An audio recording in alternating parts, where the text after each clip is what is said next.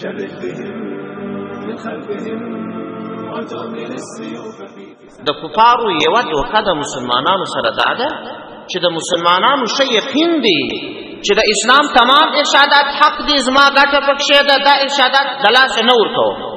دا یقین دی چې د کفارو تمام رواجونه، تمام اصول، تمام لارښوونې بدې دي، زه نه کوم. خو کافرانو په یو داسې ترتیب باندې د مسلمانانو سره سودا شروع کړې ده چې د مسلمانانو هغه ګټمن شیان چې د دوی ورباندې یقین دي هغه په خپله